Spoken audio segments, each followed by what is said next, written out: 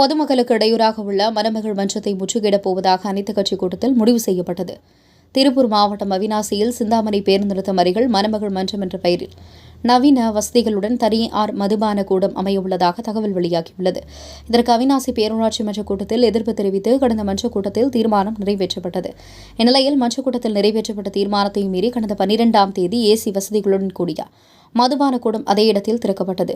இதுகுறித்து பேரூராட்சி மன்றத்தின் சார்பாக மணமகள் மன்றத்திற்கு எதிராக மன்ற தலைவர், துணைத் தலைவர் மற்றும் மன்ற உறுப்பினர்கள் இன்று திருப்பூர் மாவட்ட ஆட்சியர் அலுவலகத்திற்கு நேரில் சென்று மாவட்ட ஆட்சியர் கிறிஸ்துராஜிடம் மனு அளித்தனர்.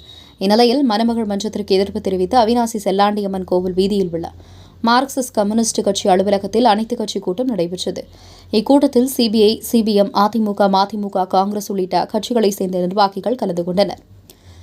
சிபிஐ ஒன்றிய கமிட்டி உறுப்பினர் சண்முகம் தலைமையில் நடைபெற்ற இக்கூட்டத்தில் அவிநாசி பேரூராட்சிக்குட்பட்ட சிந்தாமணி பேருந்து நிறுத்தம் அருகில் திரையரங்கம், பண்ணாரியம்மன் கோவில், கிறிஸ்தவ தேவாலயம், பல்வேறு மருத்துவமனைகள், 1600 பெண் குழந்தைகள் மட்டும் படிக்கின்ற அரசு உதவி பெறும் பள்ளிக்கூடம், அதிகமான குடியிருப்புகள் மற்றும் வணிக நிறுவனங்கள் இருந்து வருகிறது.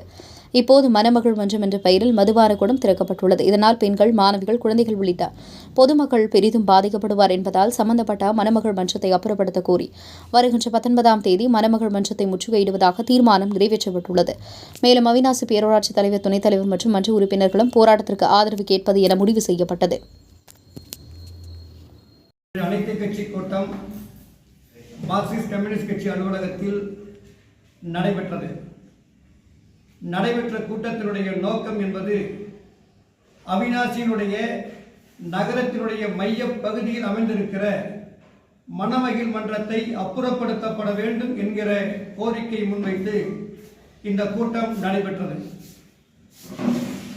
மையப்பகுதியில் அமைந்திருக்கிற மணமகிழ் மன்றத்தினுடைய சுற்றியும் தேவாலயங்கள், தினசரி பொதுமக்கள் கூடி கலைகிற பேருந்து நிலையம் மற்றும் 1500க்கும் மேற்பட்ட பெண் குழந்தைகள் படிக்கிற பள்ளி அருகாமையிலே அமைந்துள்ளது.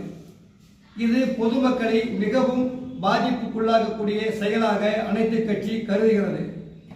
குறிப்பாக அந்த பகுதியில் மாணவிகள் தினசரி பள்ளிக்கு வந்து செல்வது இடையூறாக இருக்கும் என்றும் கருதுகிறது.